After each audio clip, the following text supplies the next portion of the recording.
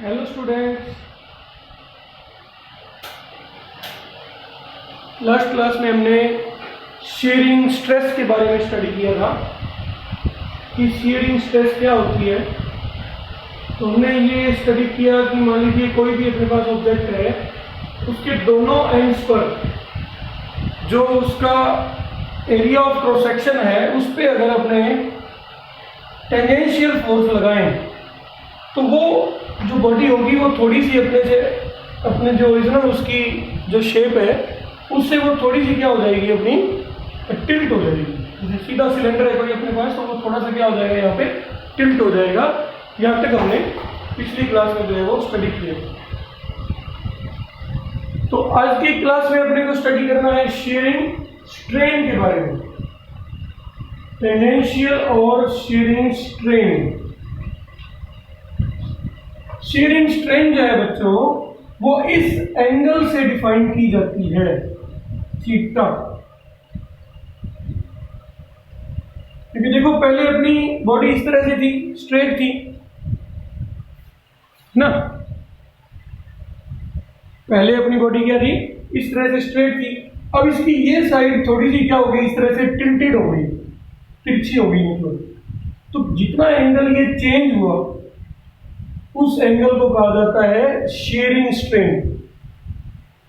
क्या कहा जाता है, शेयरिंग स्ट्रेन। और इसको डिफाइन किया गया है tan theta will be equal to x upon l। मैं थोड़ा इसको हटा देता हूं और अब दोबारा से एक बार लिख देता हूं। मान लीजिए ये जो ऊपर की साइड है ये x डिस्प्लेस हो गई, ऊपर से जो साइड थी जैसे सीधी थी अपनी, सिलेंडर सीधा था और वो x डिस्टेंस से थोड़ा सा क्या हो गया, डिस्प्लेस हो गया। और सिलेंडर की लेंथ है l, सिलेंडर की लेंथ है l। तो शेयरिंग स्ट्रेन जो है, शेयरिंग स्ट्रेन जो है वो किस तरह से डिफाइन होगी, वो डिफाइन होगी बच्चों tan theta will be equal to x upon l। इस तरह से will be equal to x upon l। इसके इस ट्रायंगल में अपने tan थीटा लेंगे, it will be equal to x upon l। वैसे तो शेयरिंग स्ट्रेन थीटा होती है, लेकिन थीटा को हम स्मॉल एंगल्स के लिए tan थीटा भी लिख सकते हैं। ये ट्रिग्नोमेट्री का एक रिलेशन होता है कि आपके पास अगर कहीं पे थीटा है तो आप उसके साथ tan जो है, अगर एंगल स्मॉल है यानी 15 डिग्री या उससे कम है, तब आप थीटा के साथ में tan को भी ले सकते हैं। ठीक है, ये ट्रिग्नोमेट्री का एक फंक्शन होता है हमारा। स्मॉल एंगल्स के लिए theta can be written as tan theta और can be written as sin theta. तो इस ट्रायंगल में वैसे तो शेयरिंग स्ट्रेन थीटा है, जितना उसके अंदर चेंज आया, स्ट्रेन क्या होती है कि चेंज कितना आया। तो पहले तो ये लाइन बिल्कुल सीधी थी, ये साइड बिल्कुल सीधी थी, ये अब थोड़ी सी टिल्ट हो गई, यानी चेंज कितना आया, थीटा का चेंज आया। चेंज कितना आया, थीटा का चेंज आया। तो this theta is defined as tan theta and in this triangle its value will be equal to x upon l, x perpendicular upon base. ठीक है, तो ये अपना शेयरिंग स्ट्रेन हुआ।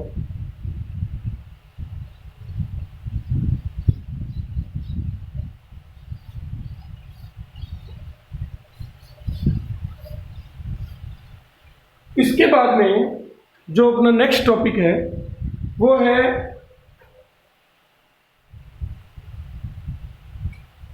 अपना जो नेक्स्ट टॉपिक है वो है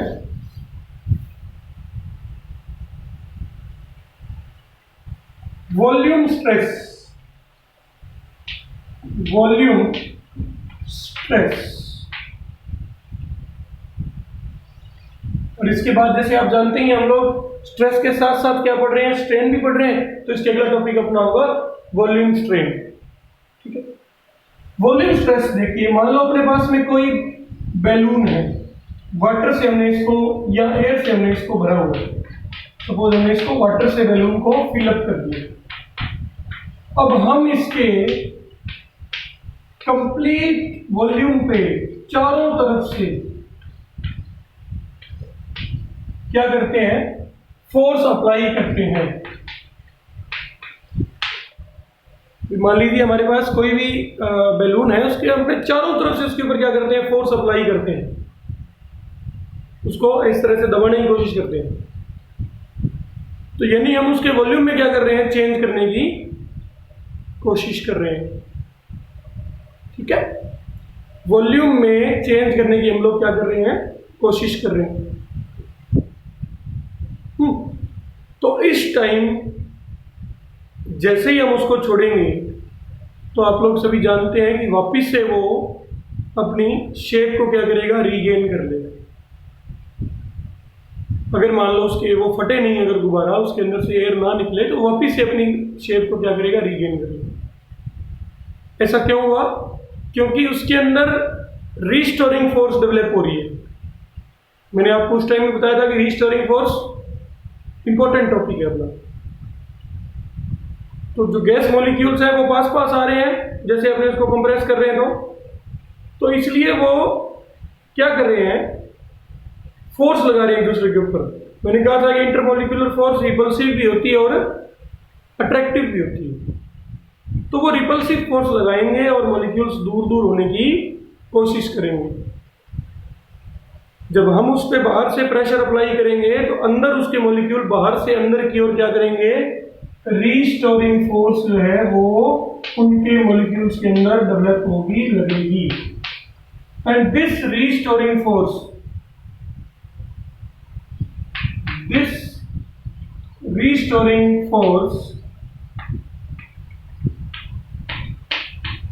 per unit area will be equal to volume stress।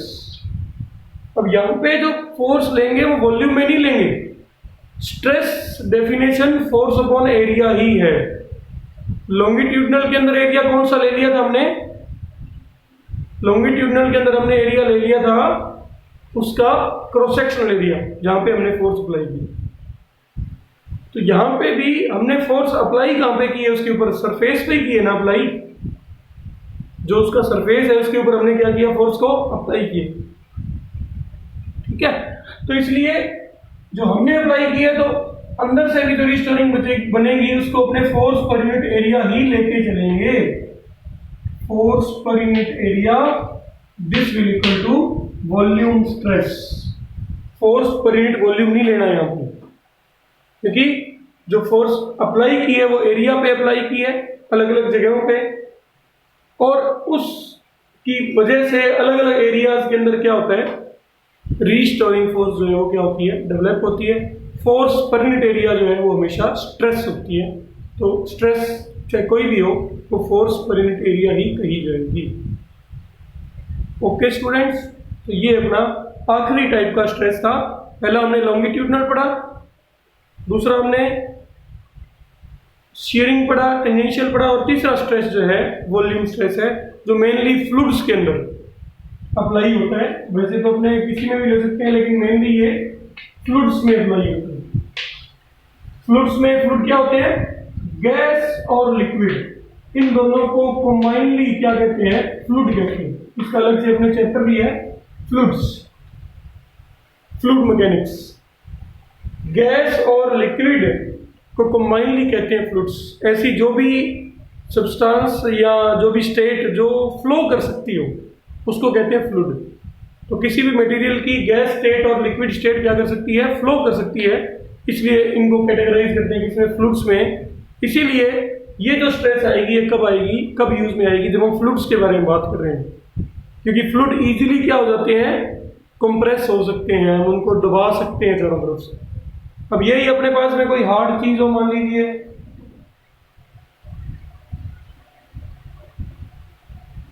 अपने पास में, जैसे मैंने कल आपको ये क्यूबॉइड बॉक्स दिखाया था, तो इसको अपने सभी तरफ से अगर दबाएंगे, इधर से भी दबाना है उसी टाइम पे अपने को, इधर से भी दबाना है और उसी टाइम पे अपने को इधर से भी दबाना है। ठीक है, तो इसके अंदर कोई ज्यादा चेंजेस नहीं आएंगे। सभी तरफ से दबाएंगे तो कौन सा स्ट्रेस होगा, वॉल्यूम स्ट्रेस होगा। ठीक है, लेकिन अगर हम इसकी जगह पे कोई भी रबर की बॉल हो अपने पास, या कोई टेनिस वाली बॉल हो, या अपने पास कोई बैलून हो, उसको अपने दबाएंगे चारों तरफ से, तो उसका साइज अपने देखेंगे काफी चेंज हो जाता है। उसका वॉल्यूम चेंज हो जाता है। ठीक है, तो उस टाइम पे जो स्ट्रेस यूज की जाती है वो स्ट्रेस कौन सी यूज की जाएगी? वॉल्यूम स्ट्रेस, यानी जिससे ऐसी फोर्सेस जो है अपने अप्लाई करें जिससे उसका वॉल्यूम कम हो जाए या ज़्यादा भी हो सकता है। सपोज अपने उसको बाहर की तरफ पुल करें तो वॉल्यूम बढ़ भी सकता है ना उसका, दोनों ही हो सकते हैं यहाँ पे। ये फोर्स हमने पुश करने के लिए लगाई है, इसको अपने पुल भी कर सकते हैं। ठीक है, दोनों केसेस में ही स्ट्रेस कौन सी कहलाएगी? Volume stress. लेकिन यहाँ पे ध्यान रखना कि वॉल्यूम स्ट्रेस की वैल्यू फोर्स अपॉन एरिया ही ली जाएगी, फोर्स अपॉन वॉल्यूम नहीं होगी।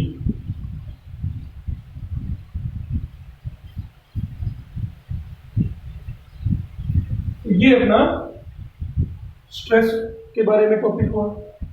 उसके बाद आती है अपनी volume strain. Volume strain, volume strain क्या होती है? वॉल्यूम स्ट्रेन का जो फॉर्मूला है वो क्या होगा? ये फॉर्मूला पहले की तरह ही है, जैसे हम लोगों ने लॉन्गिट्यूडनल स्ट्रेस पढ़ी थी वैसे ही है। Change in volume divided by original volume या इनिशियल वॉल्यूम।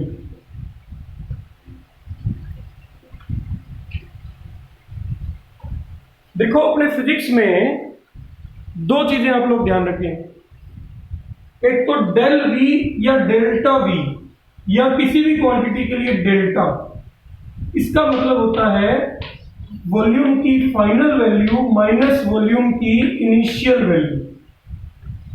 वॉल्यूम की फाइनल वैल्यू माइनस वॉल्यूम की इनिशियल वैल्यू, यानी कोई भी क्वांटिटी के आगे डेल अगर लगा हुआ है, जैसे मान लो कोई हमने कह दिया कि del D, so it will be equal to D final minus D initial. कोई डिस्टेंस है मान लो किसी पॉइंट से दूसरे पॉइंट की, तो हम डेल डी, डी फाइनल यानी उनके बीच में जब वो मूव करके पॉइंट एक जगह दूसरी जगह चला गया, मान लो ये बॉडी है, ये दूसरी बॉडी है, ठीक है, ये ए पॉइंट पे खड़ा है, ये यहाँ पे बी है। अब ये इनके बीच में डिस्टेंस कुछ है, उसको अपने कहेंगे डी आई। अब मान लो बी से ऑब्जेक्ट चल के कहाँ पे पहुंच जाए? सी पे पहुंच जाए, तो अब उनके बीच में डिस्टेंस जो होगी उसको लिखा जाएगा डी फाइनल से। तो D final minus D initial will be equal to del D या डेल्टा डी। दो क्वांटिटीज के डिफरेंस को हमेशा किससे लिखा जाता है? डेल से या डेल्टा से लिखा जाएगा। इसकी वैल्यू हमेशा होगी फाइनल माइनस इनिशियल। तो यहां पे अपने चेंज इन वॉल्यूम को क्या लिखेंगे? डेल वी, और ओरिजिनल वॉल्यूम को हम क्या लिखेंगे? वी, और इस पूरे को हम क्या बोलेंगे? Volume strain. क्योंकि जब अपने किसी भी ऑब्जेक्ट पे चारों ओर से अपने उसके ऊपर जब फोर्स लगाएंगे तो उस ऑब्जेक्ट का वॉल्यूम क्या हो जाएगा? चेंज हो जाएगा। या तो वॉल्यूम कम हो जाएगा, अगर अपने कंप्रेस करेंगे चारों ओर से तो वॉल्यूम कम हो जाएगा, अगर अपने स्ट्रेच करेंगे तो वॉल्यूम क्या हो जाएगा? बढ़ जाएगा। तो उस change in volume divided by original volume के रेशियो को क्या कहते हैं? वॉल्यूम स्ट्रेन कहते हैं। और इसकी कोई यूनिट होगी क्या? ये भी कौन सी क्वांटिटी होगी? यूनिट लेस होगी, क्योंकि वॉल्यूम की यूनिट क्या होती है? मीटर क्यूब, और चेंज इन वॉल्यूम की भी क्या होगी? Metre cube. तो इसलिए दोनों की यूनिट आपस में क्या हो जाएंगी? कैंसिल हो जाएंगी। यानी वॉल्यूम स्ट्रेन भी कौन सी क्वांटिटी है? It is a unit less quantity. समझ में आया? तो इस तरह से हमने लॉन्गिट्यूडनल स्ट्रेस पढ़ी। कोई वायर का केस होगा तो वहां पे लॉन्गिट्यूडनल स्ट्रेस यूज की जाएगी, ठीक है।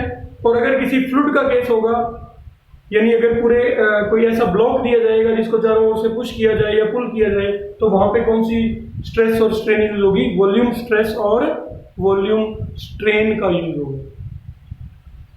ओके, ये अपना जो है टॉपिक है अभी तक जो हमने किया, और अब अपने नेक्स्ट सीरीज में स्टडी करते हैं।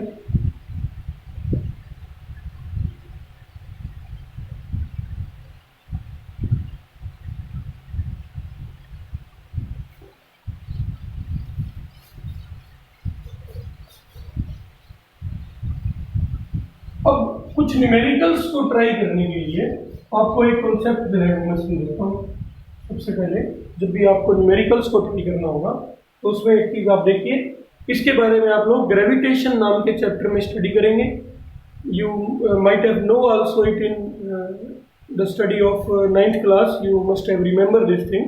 हो सकता है आपको 9th क्लास के अंदर ये चीज़ आपको याद भी हो, अभी तक नहीं भी याद है तो भी मैं आपको थोड़ा बता देता हूँ कि मान लीजिए अगर अपने पास में कोई एक ब्लॉक है या कोई भी एक बॉडी है, इसका मास है m, तो ये अगर अर्थ के सरफेस पे है या अर्थ की सरफेस के नज़दीक कहीं पे है, अर्थ के सरफेस होने का मतलब सतह पे है और नज़दीक होने का मतलब कहीं पे भी अपने कुछ मीटर की ऊंचाई पे है, मान लो 100 मीटर 500 मीटर तक, और उससे भी ज़्यादा भी अपने ले सकते हैं। तो अगर वहाँ तक वो है बॉडी 500 मीटर 1000 मीटर यानी अर्थ के एटमॉस्फेयर में अगर वो बॉडी है, तो उस पर जो ग्रेविटेशनल फोर्स लगती है m मास की बॉडी पे, जो ग्रेविटेशनल फोर्स लगती है उसकी वैल्यू होती है m इंटू जी। ये पॉइंट आपको ध्यान रखना। मान लीजिए मेरा जो मास है वो 80 किलोग्राम और g जो है इसकी वैल्यू होती है 9.8 मीटर पर सेकेंड स्क्वायर। g क्या होता है? Acceleration due to gravity, due to gravity. ये आप लोग इसके बारे में अपने डिटेल पढ़ेंगे ग्रेविटेशन वाले चैप्टर में। ओके, अभी आपको टेंशन लेने की जरूरत नहीं है। एक बार सीधा वैल्यू याद रखें कि जी की वैल्यू क्या होगी 9.8 मीटर पर सेकेंड स्क्वायर। तो आपको फोर्स निकालनी आनी चाहिए कि 80 किलोग्राम का मैं हूं तो मेरे ऊपर ग्रेविटेशनल फोर्स जो लग रही है वो कितनी लग रही है अर्थ पे? 80 into 9.8 which is approximately 800 Newton, क्योंकि जी को हम कई बार 10 भी यूज करते हैं। तो इस चैप्टर में हमने बेसिकली जी को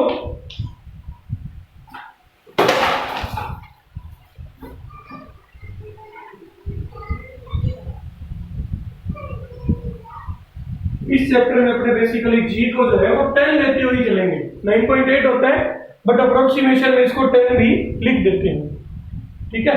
तो इसलिए मैंने 10 यहाँ पे यूज कर लिया, अप्रोक्सीमेट वही आंसर आएगा, यानी मेरे ऊपर फोर्स कितनी लगेगी 100 न्यूटन। कोई मान लीजिए 2 किलोग्राम की चीज है तो उसके ऊपर फोर्स कितनी लगेगी m into G, that means F will be equal to 2 kilogram उसका मास हुआ, g यानी कि इसके ऊपर जो एक्सेलरेशन ड्यू टू ग्रेविटी की वैल्यू है तो ये हो जाएगा 20 न्यूटन। इस पॉइंट को आपको ध्यान रखना है, ठीक है। इस पॉइंट को आप लोग ध्यान रखें कि आप किसी भी चीज के मास से उसका वेट कैसे कैलकुलेट कर सकते हैं। मास होता है किलोग्राम में, वेट होता है न्यूटन में। तो ये जो 20 न्यूटन है इसको बोलते हैं उसका वेट, या सीधा सीधा आप कह सकते हो उसके ऊपर लगने वाली ग्रेविटेशनल फोर्स। 2 किलोग्राम का ऑब्जेक्ट है तो उसके ऊपर ग्रेविटेशनल फोर्स कितनी लगेगी 20 न्यूटन लगेगी, ठीक है। चलिए नेक्स्ट चीज अपने स्टडी करते हैं। दूसरा पॉइंट आपको ये बता दूं, अगर अपने पास कोई भी एक बॉडी है, मान लीजिए उसकी v जो है स्पीड जो है वो या तो 0 है या उसकी वेलोसिटी जो है, स्पीड की जगह मैं वेलोसिटी यूज करता हूं, या वो कांस्टेंट है, या तो उसकी वेलोसिटी की वैल्यू 0 है या उसकी वेलोसिटी कांस्टेंट है, ठीक है। इन दैट केस उसके ऊपर जो टोटल फोर्स होगी वो कितनी होगी 0 होगी। दैट केस उसके ऊपर जो टोटल फोर्स होगी वो कितनी होगी 0 होगी। सपोज मैंने एक वायर ली और उस वायर के साथ मैंने 20 किलोग्राम का ब्लॉक जो है वो मैंने लटका दिया, 20 किलोग्राम वेट उस वायर से मैंने लटका दिया, ठीक है, ओके। अब जब 20 किलोग्राम फोर्स मैंने इसके ऊपर लटका दिया है तो इस 20 किलोग्राम वाले के ऊपर फोर्स कितनी लग रही है 200 न्यूटन। डायरेक्ट आप 10 से मल्टीप्लाई करें 200 न्यूटन लग रही है। और हमने ये कह दिया कि हमारा जो ब्लॉक है ना उसकी वेलोसिटी 0 है, या तो वेलोसिटी 0 हो या कांस्टेंट हो। इसका मतलब होता है उसके ऊपर जो टोटल फोर्स है वो कितनी होगी 0 होगी। इसका अर्थ होता है कि इसके ऊपर टोटल फोर्स जो लग रही होगी वो कितनी होगी 0 होगी, ठीक है। तो अभी तो इसके ऊपर एक ही फोर्स दिखाई है सर, फिर दूसरी फोर्स कौन सी लग रही है? तो दूसरी फोर्स जो लग रही होगी, मैंने कहा कि इसका कोई मोशन नहीं हो रहा, मान लीजिए इसकी जो वेलोसिटी है वो कितनी है 0, यानी ये मूव नहीं कर रहा, स्टेबल है, रेस्ट में है, रुका हुआ है, ठीक है। तो इन दैट केस उसके ऊपर फोर्स फिर दूसरी कहां से आएगी, दूसरी फोर्स आएगी इसके अंदर जो रिस्टोरिंग फोर्स बनेगी वायर में, क्योंकि ये जो 200 न्यूटन है ये लग तो रही है इस पे, लेकिन ये बना हुआ किससे है, इससे। देखिए मान लीजिए मेरे पास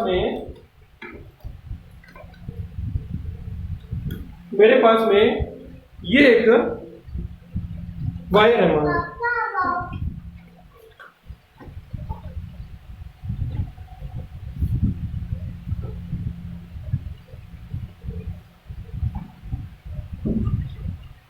मान लीजिए मेरे पास ये कोई थ्रेड है या वायर है मान लो, मैंने इसको क्या किया, इस तरह से नीचे की ओर पुल किया, तो मेरा दूसरा हाथ क्यों नीचे आ रहा है, क्योंकि जो फोर्स मैं यहां पे लगा रहा हूं वो कहां तक ट्रांसमिट हो रही है, यहां तक वो ट्रांसमिट हो रही है, आगे जा रही है वो फोर्स, समझे। इसी तरह से मैं आपको बता रहा हूं कि मैंने तो यहां से इसके ऊपर 200 न्यूटन फोर्स लगाई, तो इसके ऊपर फोर्स कैसे लग गई, क्योंकि इससे इसको क्या किया गया है, बांधा गया है, टाई किया गया है यहां से। जितनी फोर्स इस पे लगेगी 200 न्यूटन, उतनी ही किस पे लगेगी, वायर पे भी लगेगी। यानी अल्टीमेटली हम ये भी कह सकते हैं कि ब्लॉक को ना भी दिखाए, अपने सीधा दिखा दें कि इस वायर को कोई पुश कर रहा है, सॉरी पुल कर रहा है 200 न्यूटन फोर्स से। चाहे तो हम ये डायग्राम बनाए, चाहे अपने ये डायग्राम बनाए, एक ही बात कि कोई वायर है अपनी, उसको कोई 200 न्यूटन से पुल कर रहा है नीचे की ओर, क्योंकि वास्तव में तो पुल इसको कर रहा है, लेकिन ये बंधा हुआ किससे, इससे, इसलिए ये फोर्स किसके पास चली जाएगी, इसको भी मिल जाएगी। यानी एक्चुअल में 200 न्यूटन अप्लाई किस पे हो रही होगी, वायर पे अप्लाई हो रही होगी। इस कारण से वायर के अंदर जो फोर्स बनेगी रिस्टोरिंग फोर्स, उसको कहा जाता है टेंशन फोर्स। वायर में जो रिस्टोरिंग फोर्स डेवलप होगी, जो अपने पहले कॉन्सेप्ट पढ़ चुके हैं, किसी वायर को अपने खींचे है तो उसके अंदर क्या बनेगी, रिस्टोरिंग फोर्स बनेगी, उसको क्या बोलते हैं, टेंशन फोर्स भी बोलते हैं। चाहे तो आप रिस्टोरिंग फोर्स कह लो, चाहे आप उसको क्या कह लो, टेंशन फोर्स कह लो, ठीक है। तो उस केस में जो इसके ऊपर की ओर जो फोर्स लगेगी वो किसके इक्वल होगी, नीचे वाली अप्लाइड फोर्स के क्या होगी, इक्वल होगी। तो इस केस में हम स्ट्रेस को क्या लिख सकते हैं, स्ट्रेस को हम या तो T अपॉन एरिया भी लिख सकते हैं, और या हम स्ट्रेस को फोर्स अप्लाइड अपॉन एरिया भी लिख सकते हैं। मैं आपको यही समझाने की कोशिश कर रहा हूं यहां पर कि जो हमारी स्ट्रेस होती है, मैं आपको यही जो है दोबारा से लिख देता हूं इसके अंदर। यहां से हम जो अपना स्ट्रेस है उसको हम क्या लिख सकते हैं, स्ट्रेस क्या होती है, restoring force upon area. Area कौन सा लेंगे, वायर का क्रॉस सेक्शनल एरिया। तो T अपॉन रिस्टोरिंग फोर्स किससे रिप्रेजेंट की, टेंशन फोर्स T से, upon pi are square. Suppose radius जो है इस वायर की वो r है, तो एक तो अपने पास स्ट्रेस का ये फॉर्मूला बन गया। अच्छा, अपने इसकी जगह पे ये भी लिख सकते हैं 200 अपॉन पाई आर स्क्वायर, यानी जितनी फोर्स अपन ने अप्लाई की है that divided by pi are square, यानी area, that divided by area is equal to stress. लेकिन किस केस में होगा ये, फिर से सुनिए स्टार्टिंग से। मैंने इसको इससे लटकाया, वायर से मैंने 20 किलोग्राम मास को लटका दिया, तो इसके ऊपर ग्रेविटेशन फोर्स कितनी लगी, 200। लेकिन अब ये 200 न्यूटन फोर्स से नीचे तो जा नहीं रहा है। क्यों नहीं जा रहा, क्योंकि इसको टाई किससे कर रखा है, वायर से। तो वायर पे भी कितनी फोर्स लगी, 200 न्यूटन। डायग्राम मैंने यहाँ पे बना दिया। वायर को ये बॉक्स जो है कितनी फोर्स से पुल कर रहा है, 200 न्यूटन। अब क्योंकि वायर स्टेशनरी है, उसका भी कितना है, 0 है। इसका मतलब उसके ऊपर जितनी फोर्स हमने अप्लाई कर रखी है उतनी फोर्स इसके ऊपर, उसके अंदर भी रिस्टोरिंग बन रही है। दैट मींस स्ट्रेस क्या होगा, restoring force upon pi are square. जो वायर में रिस्टोरिंग फोर्स बनती है, थ्रेड में रिस्टोरिंग फोर्स बनती है, किसी रोप में रिस्टोरिंग फोर्स बनती है, उसको बोलते हैं टेंशन फोर्स। उसको क्या बोलते हैं, टेंशन फोर्स। टेंशन जो हमेशा वायर को पुल करने से बनेगी। किसी भी वायर को, रोप को या किसी धागे को पुल किया जाएगा, थ्रेड को पुल किया जाएगा, तो उसके अंदर जो रिस्टोरिंग फोर्स डेवलप होगी उसको बोलते हैं टेंशन फोर्स। ठीक है। अब V अगर 0 है तो टेंशन फोर्स किसके इक्वल होगी, अप्लाइड फोर्स के इक्वल होगी। अप्लाइड फोर्स कितनी है, 200 न्यूटन। इसीलिए हम स्ट्रेस को क्या लिख सकते हैं, 200 upon pi are square. Pi are square किसका एरिया है, इसके सिलेंड्रिकल पोर्शन का एरिया है। जो वायर होगी वो किस शेप की होगी, सिलेंड्रिकल शेप की होगी। स्ट्रेस क्या होता है, फोर्स अपॉन एरिया। यानी इससे अपने क्या समझे, इससे अपने ये समझे हैं कि भाई स्ट्रेस जो है वो अप्लाइड फोर्स के अकॉर्डिंग कैसे लिखा जाएगा। अभी तक तो हमने यही पढ़ा था ना कि stress restoring force upon area होता है। यहां से हम समझेंगे कि stress is equal to applied force upon area. Okay, ये पॉइंट आपको क्लियर हुआ। तो अब अपने एक जो है क्वेश्चन मैं आपको देता हूं, इस क्वेश्चन को आपको घर पे क्या करना है, ट्राई करना है और फिर इसका आंसर आप मुझे भेजिए। मैं उम्मीद करता हूं कि 10-12 बच्चे या 15 बच्चे कम से कम भेजेंगे आंसर। बाकी देखते हैं क्या होता है। तो क्वेश्चन जो है वो क्या है, क्वेश्चन कुछ इस तरह से है, a wire of length 2 meter and area of cross section 2 mm square यानी millimeter square is used to hang a mass, a block of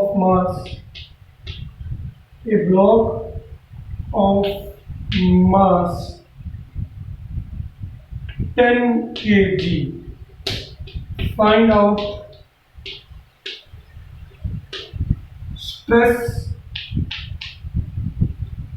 in the wire. Find out stress in the wire, ये question है। ठीक है, तो इसको आप video को pause करके भी लिख सकते हैं। क्वेश्चन क्या है, a wire of length 2 metre and area of cross section 2 mm square is used to hang a block of mass 10 kilogram, find out the stress in the wire. आपको उस वायर में स्ट्रेस की value find करनी है। तो इसको pause करके आप लोग नोट कर लें वीडियो को और क्वेश्चन मुझे कल तक भेजें। कल मैं फिर आपको वीडियो जो है वो सेंड करूँगा। Thank you so much.